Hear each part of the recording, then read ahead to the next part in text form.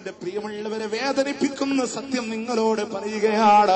മിനിഞ്ഞാന്ന് പ്രഭാഷണം നടന്ന എറണാകുളത്തിന്റെ കളമശ്ശേര് അറിയോ? അവിടെ നിതാ ഇശാഇന്റെ ജമാഅത്തിന് വേണ്ടി പിരിയുമ്പോ ആ മഹലിലെ സമസ്തക്കാരായ ആളുകൾ വന്ന് പറയാട്, ഉസ്താദ് നിങ്ങളുടെ പ്രസംഗത്തിൽ പറഞ്ഞു വന്ന വിഷയമുണ്ടല്ലോ, അള്ളാന്റെ ഹബീബിന്റെ ധിക്കാരം, ഹബീബിനെ ധിക്കരിക്കുന്ന വിഷയം പറഞ്ഞല്ലോ.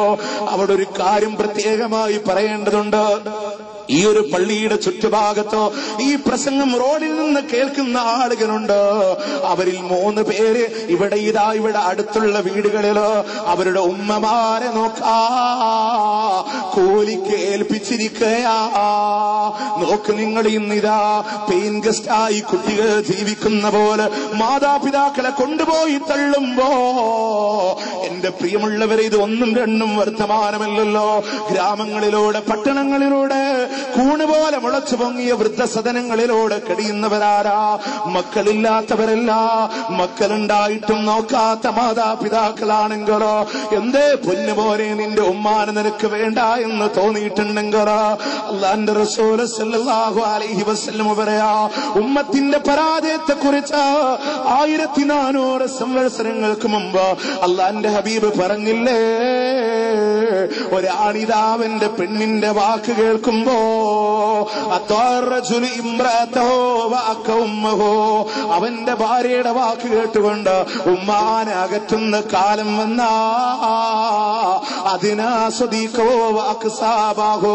അവന്റെ കൂട്ടുകാരെ അടുപ്പിച്ചുകൊണ്ട് വാപ്പാനെ അകറ്റുന്ന സാഹചര്യം വന്നു പോയാലോ എന്റെ പ്രിയമുള്ളവരെ, ഉമ്മാനെ നിനക്ക് വേണ്ട എന്ന് തോന്നുന്നുവെങ്കിലോ നിന്റെ സമ്പത്തിന്റെ കീഴിലാ നിന്റെ മാതാവിന്ന് കഴിയുന്നത് എന്ന ചിന്ത നിനക്ക് വരുന്നുവെങ്കിലോ ഒരു കാലം നീ മറന്നു പോയില്ലേ?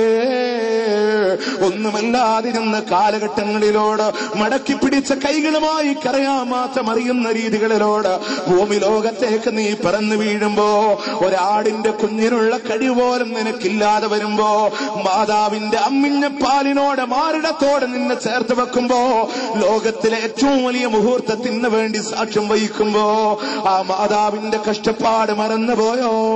അങ്ങ് കഠിനമായ പ്രയാസത്തോടുകൂടെ ഗർഭം ചുമന്നപ്പോ, മരണവേദനയോടുകൂടെ നിന്നെ പ്രസവിക്കുമ്പോ, എന്റെ പൊന്നുമോനെ പകല് മുഴുവനും ജോലി ചെയ്യുമ്പോ, രാത്രി ഇതാ ഒന്ന് വിശ്രമിക്കാൻ വേണ്ടി കടന്നു വരുമ്പോ, വാവിട്ട് നിലവിളിക്കുമ്പോഴും നിന്നെ ശകാരിക്കാതെ നിന്റെ തലയിൽ തലോടി നിന്നെ താരാട്ടുപാടി ഉറക്കുന്ന ഉമ്മാന്റെ ത്യാഗം നീ മറന്നുപോയോ?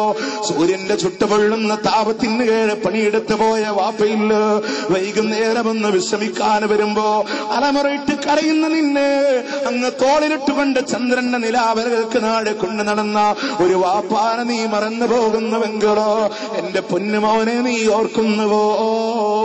ഒരു സൽക്കാരത്തിനിടയ്ക്ക് ഒരു 5 മിനിറ്റ് ഉമ്മാനെ കാണാതിരുന്നാൽ ഉമ്മാ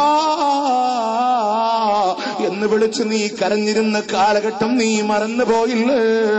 ഒന്ന് കല്ല് തട്ടി താഴെ വീഴുമ്പോഴും വായിലൂടെ അറിയാതെ വരുന്ന വാക്കുമ്മാ എന്നാണെങ്കിൽ എന്റെ പൊന്നുമോനെ, നിന്റെ ഭാര്യയോട് നീ 3 വട്ടം തൊലാക്ക് ചൊല്ലിയാ നിന്റെ ഭാര്യ നിനക്ക് അന്നസിയാണെങ്കിലോ 3 ലക്ഷം തൊലാക്കിതാ നൊന്ത് പ്രസവിച്ച ഉമ്മാടെ മുഖത്ത് നോക്കി പറഞ്ഞാലോ ആ പൊക്കിൽ കൊടിയുടെ ബന്ധം മുറിക്കാ നിനക്ക് കഴിയോല്ല.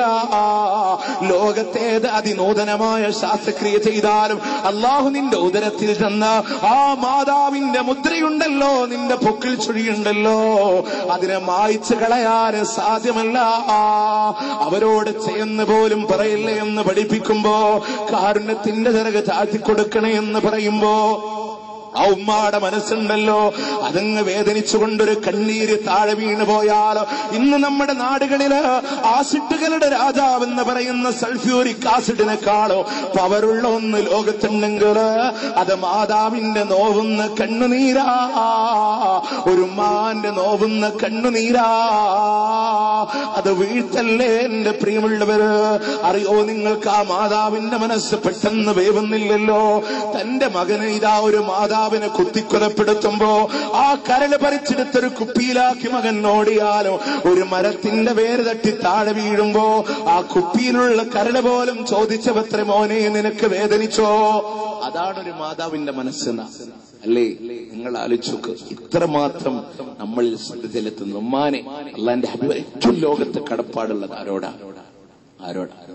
ഇങ്ങനെ അള്ളാന്റെ ഹബീബ് പറഞ്ഞ ഏതൊക്കെ നിസ്സാരമായ കാര്യം ഉണ്ടോ എന്ന് നമ്മൾ കരുതുന്ന പലതും ജീവിതത്തിൽ എത്ര റസൂലുള്ളാഹിനെ അനുസരിച്ചിട്ടുണ്ട് അല്ലേ?